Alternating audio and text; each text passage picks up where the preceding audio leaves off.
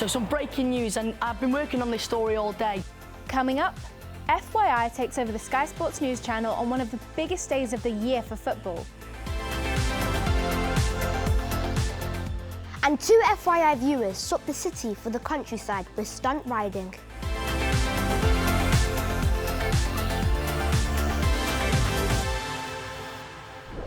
Hi there, this is FYI, the weekly news show where we bring you all the latest info on all the big stories. And the thing that everyone's been talking about this week is football. Every January, football has a month-long transfer window, allowing clubs to buy and sell top players, moving them from one club to another. Some of the world's biggest players have been transferred for millions of pounds.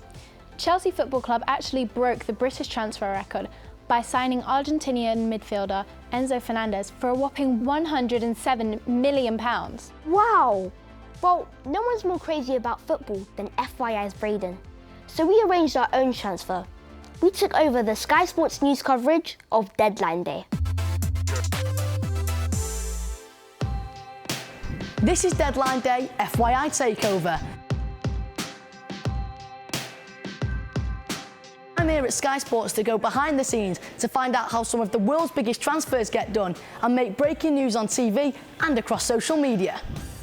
So the transfer window is a period of time where football clubs can use their money to sign players from all around the world to strengthen their squad.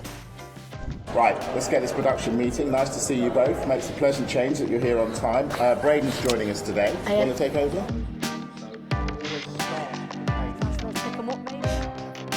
Darmesh, Tottenham line, we think. What are you working on? Something very serious, something very big, but we'll find out soon. Can tell us? No, absolutely not. Nothing. Nothing at all. Very serious business. But this is a production meeting. We need to know what you're working on. Don't want you stealing my story. Sometimes it can be the turning point within a club season. For example, if they're fighting relegation, sometimes they can bring in players to keep them up and fight that. And sometimes it can help people win the league. So what's going on over here? Well, we do all the graphics for Deadline Day. So all your graphics go on the big screen at the back? Yeah, the big hub? I think today we're making you sign for City. That's awesome.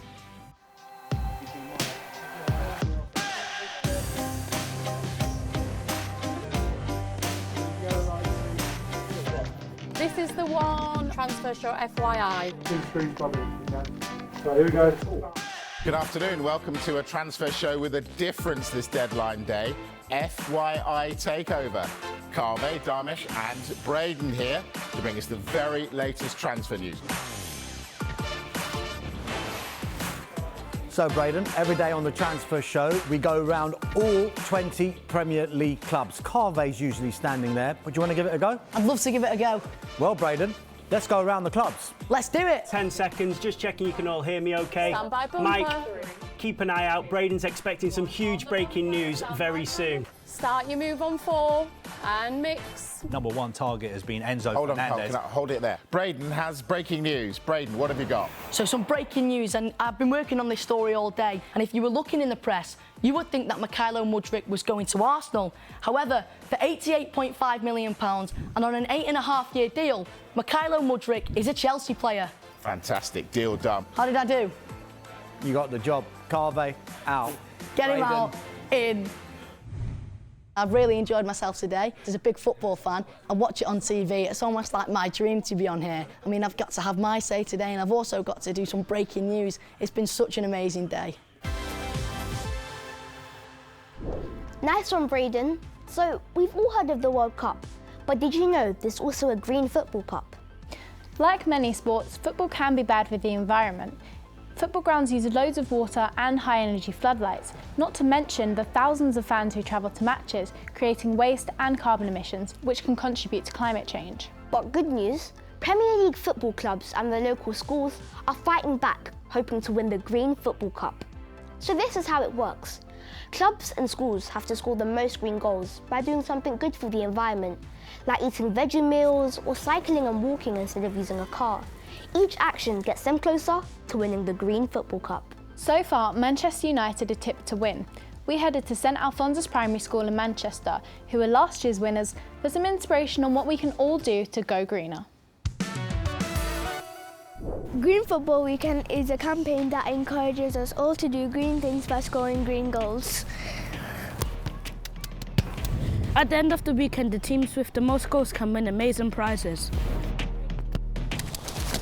It's not just us kids that are doing it, it's footballers too. To score a goal, you do something green, like use a reusable water bottle, eat a veggie meal instead of a meaty one, or cycle to school.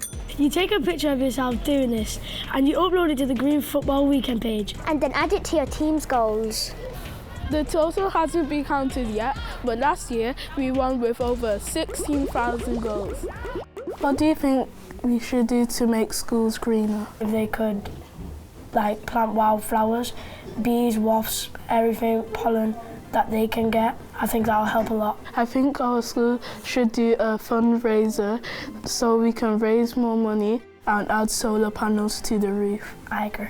I think that one of the things that schools could do to be greener is meat-free meals. Maybe we could compost, that'll be good for the school too. We should just start putting posters up saying don't drive cars, try ride bikes, try walk, try jog, run if you can. They should start using electric school buses because it will help stop pollution. Because normal school buses use gas. Who do you think should be responsible for reducing carbon emissions? I feel like everyone should be responsible. Do you think there should be more support to make our schools greener? Yes, I think the government should do more and give money to schools.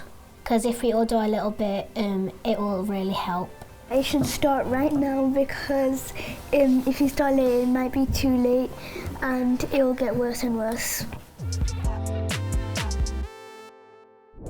Check out this picture that we found online.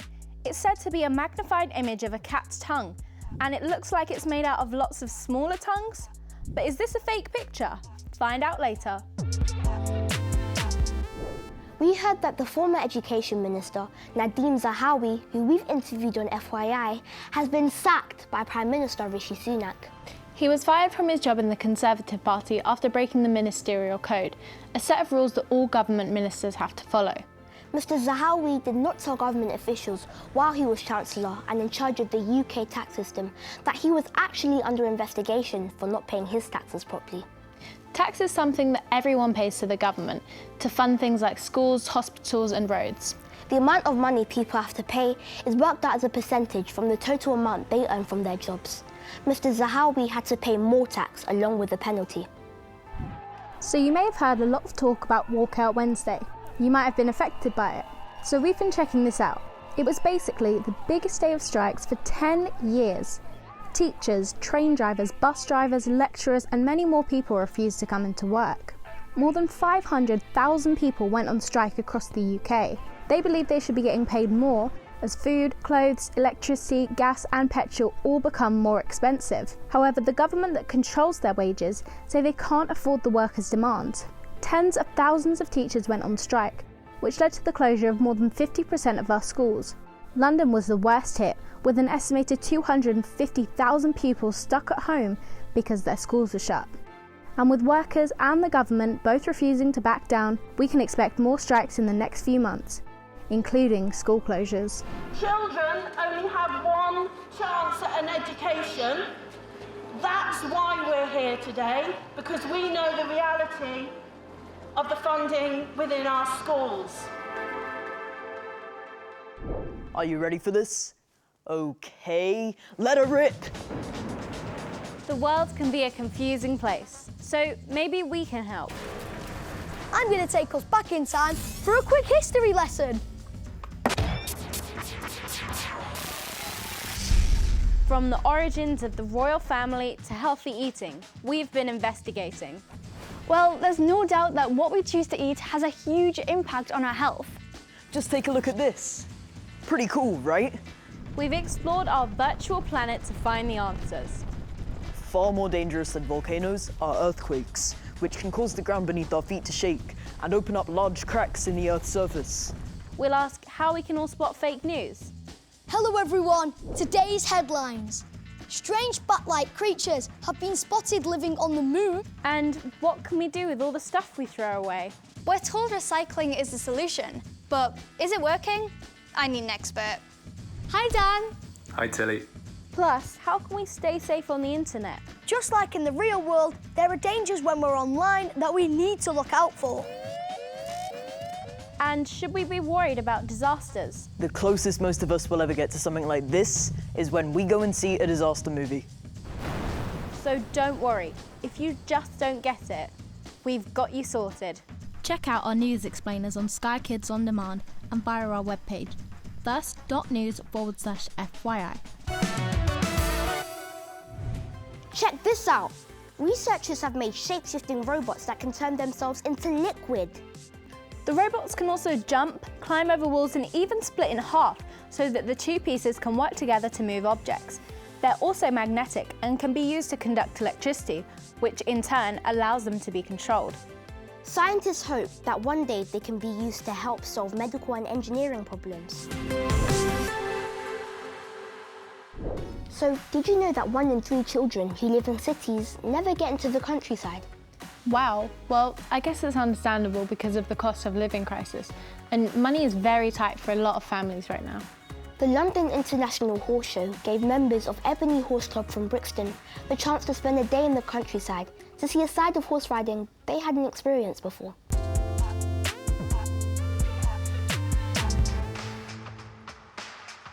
So guys, welcome to our headquarters. So I don't know if you know anything about us, but we're the Devil's Horsemen. We're the biggest supplier of horses for film and TV across the world. Who's ready then? Yeah, I'm here for it. Follow me. So this is part of our saddle collection. They're all different periods. These are medieval saddles. This is one of our sheds and part of our carriage collection. So we have about over 900 in stock. We see the double-decker buses in London. This is the original double-decker bus. This carriage here is built by us. This was actually built for The Witcher. This is Wonder Woman's horse. We're here to see some stunt demos, and I really hope I'm going to get to try some of them myself.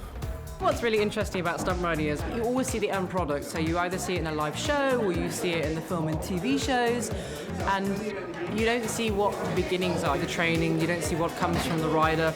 That's like the really interesting parts. 3, 2, 1, go! I accomplished one of my fears, actually like turning around on the horse's neck, like laying on my back as well, like yeah, it was very interesting moves. I feel very confident on these because they're not real horses, and it's nice to do more complex tricks and see how professionals train.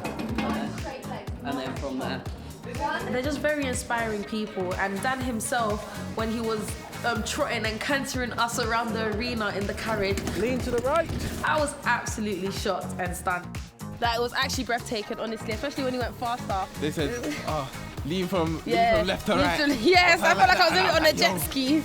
It was nice though, it was really nice. It's wonderful that you get to kind of have people from the countryside, people from the inner city, and be able to bring all of those people together. I do believe that inner city kids can do this for a living, like 100%, and I think some of them are already kind of like looking at it and catching the bug. I'll definitely choose this as a career. Today was amazing, and it was really fun to see a different side of the horse industry. 10, send it. Yes, better. Much better.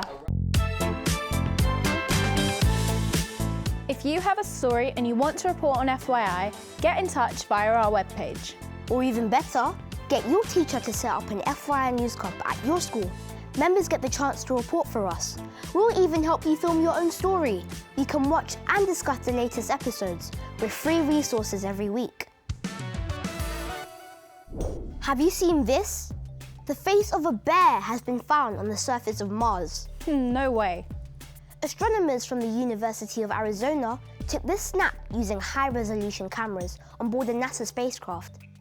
The bear's eyes are 2 craters formed by asteroids hitting the planet's surface, while a collapsed hill has made its nose. Cute.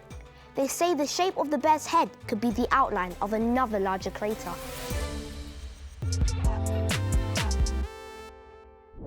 So, did you think that this social media post of a magnified cat's tongue was fake or fact?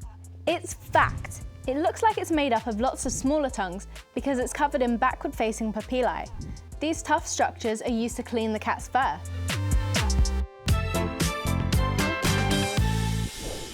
Well, that's it for this week. See you next time. Don't forget, for more info on the news, check out all our shows and videos on our webpage. Bye!